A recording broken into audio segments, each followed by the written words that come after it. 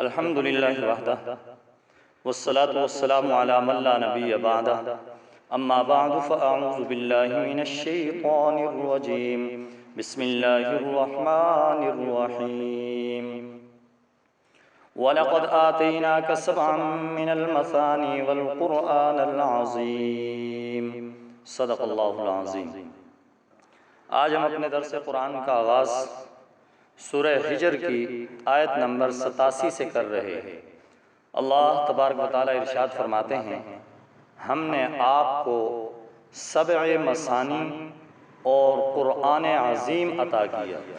بار بار پڑھے جانے والی 7 آیتیں اور عظمت والا قرآن عطا کیا۔ ان آیات کا ما قبل والی آیات کے ساتھ ربط یہ ہے، ما قبل والی آیات کے اندر یہ فرمایا گیا تھا کہ آپ درگزر سے کام لیجئے۔ ان آیات کے اندر اللہ تبارک و تعالی اپنے انعامات کا ذکر کر رہے ہیں، اور انسان کی یہ طبیعت ہے اور یہ فطرت ہے کہ اپنے محسن کے احسان کو یاد جب کرتا ہے تو اس کے لیے درگزر کرنا آسان ہو جاتا ہے۔ تو اللہ تبارک و تعالی ارشاد فرماتے ہیں کہ ہم نے آپ کو 7 بار بار پڑھی جانے والی آیتیں اور عظمت والا قرآن عطا کیا ہے۔ سبع مثانی کیا ہے، اس کا مصداق کیا ہے، اس کے بارے میں 3 قول ہیں۔ پہلا قول تو یہ ہے کہ سبع مثانی سے مراد سورہ فاتحہ ہے۔ سورہ فاتحہ ایسی ہے کہ یہ 7 آیتوں والی سورت ہے، اور قرآن کریم کی آیات میں سے اس کی آیتیں بار بار دہرائی جاتی ہیں، بار بار پڑھی جاتی ہیں، حتیٰ کہ نماز کی ہر رکعت کے اندر نمازی اس کو بار بار دہراتا ہے اور پڑھتا ہے، سوائے یہ کہ مقتدی ہو، امام کے پیچھے نماز پڑھ رہا ہو تو وہ اس کو نہیں دہراتا اور وہ امام کے پیچھے اس کو نہیں پڑھتا۔ تو بہرحال سبع مثانی کا پہلا مصداق جو ہے وہ سورہ فاتحہ ہے، اور اس کی تائید ایک حدیث پاک سے ہوتی ہے کہ حضرت ابو سعید بن معلیٰ فرماتے ہیں کہ میں نماز پڑھ رہا تھا، نبی کریم صلی اللہ علیہ وسلم کا وہاں سے گزر ہوا، تو آقا علیہ السلام نے بلایا تو میں نے فوراً جواب نہ دیا۔ بعد کے اندر میں فارغ ہوا تو نبی کریم صلی اللہ علیہ وسلم نے فرمایا کہ جب میں نے تمہیں بلایا تھا تو جواب کیوں نہیں دیا؟ انہوں نے عرض کی، اے اللہ کے رسول، میں نماز پڑھ رہا تھا۔ تو نبی کریم صلی اللہ علیہ وسلم نے ارشاد فرمایا، کیا تم نے اللہ کا یہ فرمان نہیں پڑھا جس کے اندر اللہ فرماتے ہیں کہ اے ایمان والو، جب اللہ اور اس کے رسول تمہیں بلائیں تو انہیں جواب دو۔ اور پھر صحابی فرماتے ہیں، نبی کریم صلی اللہ علیہ وسلم نے ارشاد فرمایا، میں مسجد سے نکلنے سے پہلے قرآن کریم کی ایک عظیم سورت نہ سکھاؤں؟ فرماتے ہیں جب مسجد سے باہر نکلنے لگے تو میں نے عرض کی، آقا وہ سورت سکھائیں؟ تو آقا علیہ السلام نے فرمایا، وہ سورہ فاتحہ ہے جو سبع مثانی ہے اور قرآن عظیم ہے جو مجھے عطا کی گئی ہے۔ اور حضرت ابو ہریرہ رضی اللہ تعالیٰ عنہ سے روایت ہے، نبی کریم صلی اللہ علیہ وسلم ارشاد فرماتے ہیں، سورہ فاتحہ سبع مثانی اور قرآن عظیم ہے، وہ سورہ فاتحہ ہی ہے۔ تو اس سے یہ بات ثابت ہوتی ہے کہ اس کا مصداق، سبع مثانی کا مصداق وہ سورہ فاتحہ ہے، اور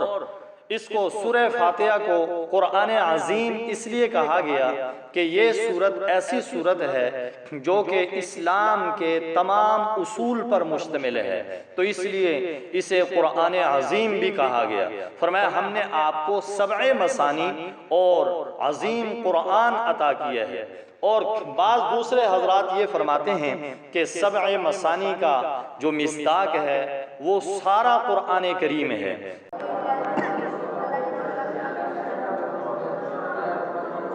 پاک و ہند میں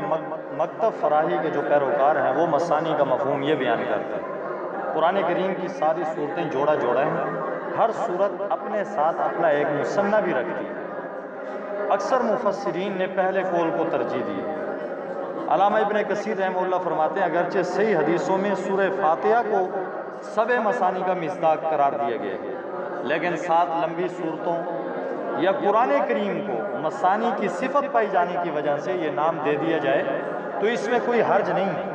جیسے کہ حدیث پاک میں آتا ہے، آقا علیہ السلام سے اس مسجد کے بارے میں پوچھا گیا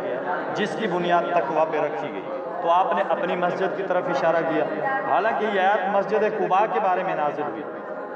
اصولی بات یہ ہے کہ جب دو چیزیں کسی صفت میں مشترک ہوں تو ان میں سے ایک کے ذکر کرنے سے دوسرے کی نفی نہیں ہوتی۔ کہ قرآن کریم کی ساری صورتیں فرمایا رنگ آہنگ اور مضامین اور تاثیر کے اندر ملتی جلتی ہیں، تو اس لیے فرمایا کہ سبع مثانی کا مصداق جو ہے وہ سارا کا سارا قرآن ہے۔ اور پاک و ہند کے اندر جو مکتب کے پیروکار ہیں انہوں نے یہ کہا ہے کہ اس کا مصداق یہ ہے کہ قرآن کریم کی جو صورتیں ہیں وہ جوڑا جوڑا ہیں اور ہر ایک اپنے لیے مثنیٰ رکھتی ہے، لیکن اکثر مفسرین کرام نے پہلے قول کو ہی ترجیح دی ہے اور یہ کہا ہے کہ سبع مثانی کا جو مصداق ہے وہ سورہ فاتحہ ہی ہے۔ اور علامہ ابن کثیر رحمت اللہ علیہ فرماتے ہیں کہ دوسری بات کہ قرآن کریم کی صورتوں کو فرمایا اس کا مصداق قرار دیا جانا اور سارے قرآن کریم کو فرمایا اس کے اندر مثانی کی صفت کے پائے جانے کی وجہ سے اس کا مصداق قرار دیا جا سکتا ہے، لیکن جو صحیح روایات کے اندر فرمایا سبع مثانی کا مصداق ہے وہ سورہ فاتحہ ہی ہے، تو اس لیے سورہ فاتحہ ہی سبع مثانی ہے اور سورہ فاتحہ ہی قرآن عظیم ہے۔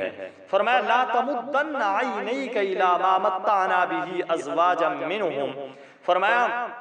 ہم نے جو کافروں کو نعمتیں، کافروں کے مختلف گروہوں کو جو دنیا کی نعمتیں دے رکھی ہیں، فرمایا آپ اپنی آنکھوں کو ان پر نہ دھریے، آپ اپنی آنکھوں کو ان پر نہ لائیے۔ فرمایا وَلَا تَحْزَنْ عَلَيْهِمْ، آپ ان پر غم نہ کھائیے، وَخْفِضْ، آپ ان پر نہ کڑیے، وَخْفِضْ جَنَاحَكَ لِلْمُؤْمِنِينَ، اور آپ مومنوں کے لیے اپنے بازوؤں کو نرم کر دیجئے۔ اس آیت مبارکہ کے اندر اللہ تبارک و تعالیٰ نے نبی کریم صلی اللہ علیہ وسلم کو 3 حکم دیے ہیں۔ یہ حکم مفہوم کے اعتبار سے کہا جا رہا ہے، وگرنہ تو اللہ تبارک و تعالیٰ نے اس آیت مبارکہ کے اندر ایک امر اور 2 نہی دیے ہیں کہ ایک حکم ہے اور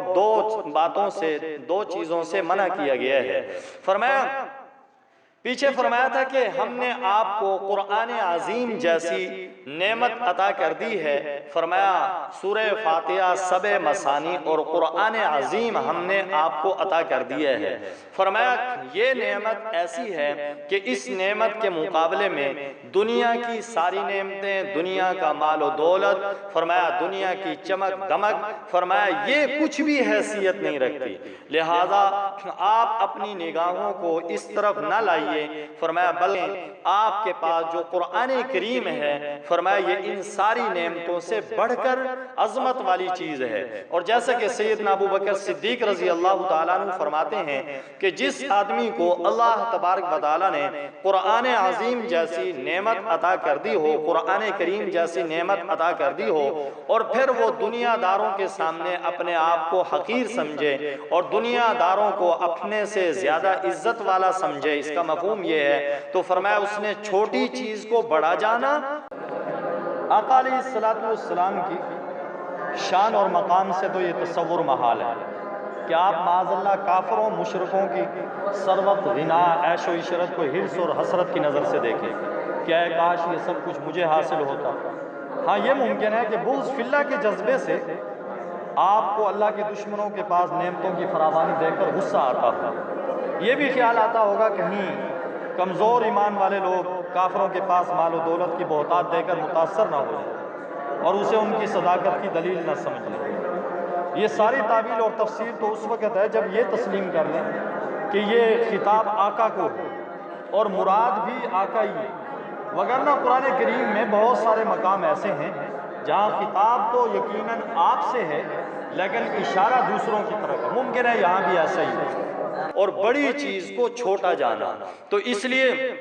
فرمایا آپ کو جو قرآن عظیم جیسی سورہ فاتحہ جیسی 7 مثانی اور قرآن عظیم جو عطا کیا ہے، فرمایا آپ دنیا کی چمک دمک اور دنیا کی چیزیں مال و دولت، فرمایا اس پر نگاہ بھی نہ رکھیے۔ اور دوسرا فرمایا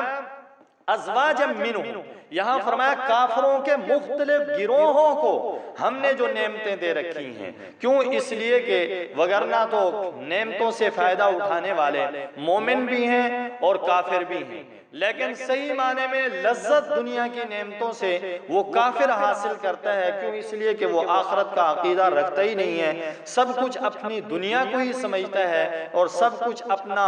مقصد اور محور دنیا کو ہی بنا لیتا ہے۔ تو اس لیے کافروں کے بارے میں فرمایا کہ ان کے مختلف گروہ، فرمایا جو ہم نے ان کو نعمتیں دی ہیں، وگر کافر بھی ایسے نہیں ہے کہ کلی ان لذت وہ اس سے حاصل کر سکیں دنیا سے، وگرنہ بہت سے کافر بھی ایسے ہیں جو دنیا کے اندر خساست کی، رذالت کی زندگی گزار کر جاتے ہیں، اور اس آیت کا مصداق بنتے ہیں خسرت دنیا والآخرہ، کہ دنیا اور آخرت دونوں برباد ہو گئی۔ تو فرمایا وَلَا تَحْزَنْ عَلَيْهِمْ، دوسرا حکم یہ فرمایا کہ آپ ان کافروں پر مت کڑھیے۔ اور نبی کریم صلی اللہ علیہ وسلم باوجود ہے کہ ان کو ایمان کی، اسلام کی، قرآن کی اور دین کی دعوت دے رہے تھے، لیکن کافر جو نہیں مان رہے تھے اور آگے سے ہٹ دھرمی دکھا رہے تھے، تو نبی کریم صلی اللہ علیہ وسلم ان پر کڑتے تھے۔ اور آقا امام الانبیاء سرکار دو عالم صلی اللہ علیہ وسلم کا یہ کڑنا جو ہے یہ قرآن کریم کی آیتیں بتلاتی ہیں۔ فرمایا فَلَعَلَّكَ بَاخِعٌ نَفْسَكَ عَلَىٰ آثَارِهِمْ إِن لَّمْ يُؤْمِنُوا بِهَٰذَا الْحَدِيثِ آسَفًا، فرمایا کیا آپ اپنی جان کو ہلکان کر دیں گے اس کے پیچھے، فرمایا کہ وہ ایمان نہیں لائیں گے۔ اور بھی قرآن کریم کی آیات کے اندر متعدد مقامات پہ اس بات کا تذکرہ کیا گیا۔ فرمایا تیسرا حکم وَخْفِضْ جَنَاحَكَ لِلْمُؤْمِنِينَ، فرمایا آپ اپنے بازوؤں کو، فرمایا ایمان والوں کے لیے نرم کر لیجئے، فرمایا آپ اپنے آپ کو مومنوں کے لیے نرم کر دیجئے۔ اور نبی کریم صلی اللہ علیہ وسلم کو یہ حکم دیا گیا کہ آپ ایمان والوں کے لیے نرم خو ہو جائیے، نرم دل بن جائیے، ایمان والوں کے ساتھ نرمی کا معاملہ کیجئے۔ اور نبی کریم صلی اللہ علیہ وسلم کی جو سیرت تھی اس آیت کی عملی تفسیر تھی۔ نبی کریم صلی اللہ علیہ وسلم ایمان والوں کے لیے، مومنوں کے لیے بڑے نرم دل تھے۔ قرآن کریم نے اس بات کا تذکرہ کیا، فرمایا فَبِمَا رَحْمَةٍ مِّنَ اللَّهِ لِنْتَ لَهُمْ، فرمایا آپ ان کے لیے نرم ٹھہرے اللہ کے انعام کی وجہ سے، اللہ کی رحمت کی وجہ سے آپ ان کے لیے نرم ہوگے۔ وَلَوْ كُنْتَ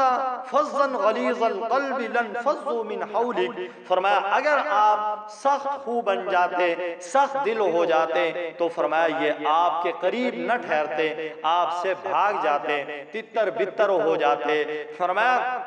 فَاعْفُ عَنْهُمْ وَاسْتَغْفِرْ لَهُمْ وَشَاوِرْهُمْ فِي الْأَمْرِ، فرمایا آپ ان سے درگزر کیجئے، ان کے لیے اللہ سے استغفار طلب کیجئے اور معاملات میں ان سے مشورہ بھی کیجئے۔ تو فرمایا آپ ایمان والوں کے لیے نرم ہو جائیے۔ یہ تیسرا حکم اللہ تبارک و تعالیٰ نے اپنے نبی علیہ السلام کو حکم دیا، اور میرے آقا کی امام الانبیاء کی سرکار دو عالم صلی اللہ علیہ وسلم کی سیرت طیبہ اس آیت کی عملی تفسیر تھی کہ نبی کریم صلی اللہ علیہ وسلم ایمان والوں کے لیے نرم دل رہتے اور نرم لہجہ، اور نبی کریم صلی اللہ علیہ وسلم نرمی کا معاملہ ایمان والوں سے اختیار فرماتے۔ دعا ہے اللہ تبارک و تعالیٰ سے کہ اللہ رب العزت ہم میں سے ہر ایک کو بھی یہ اچھی اچھی صفات اپنانے کی توفیق نصیب فرمائے، اور سختی اور بری صفات سے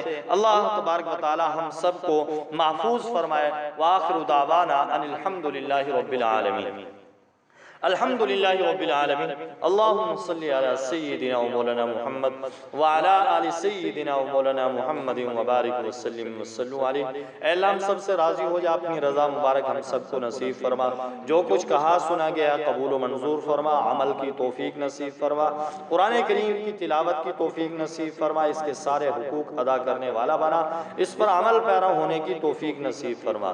زندگیوں کے اندر دین کو لانے کی توفیق نصیب فرما، رسومات رواجات کو چھوڑنے کی توفیق طاقت ہمت عطا فرما، اے اللہ سنتوں سے پیار نصیب فرما، عمل میں لانے کی توفیق نصیب فرما، اپنے جسم پہ سنتوں کو لاگو کرنے کی توفیق نصیب فرما، امت مسلمہ کی خیر فرما، خصوصاً ملک پاکستان کی حفاظت فرما، اس کو امن کا گہوارہ بنا، مساجد کی، مدارس کی، علماء کی، طلباء کی، خانقاہوں کی، اللہ والوں کی، ایک ایک مسلمان کی حفاظت فرما۔ وصلی اللہ تعالی علی خیر خلقہ محمد وعلی آلہ واصحابہ واہل بیتہ اجمعین، آمین آمین برحمتک یا ارحم الراحمین۔ جزاک اللہ۔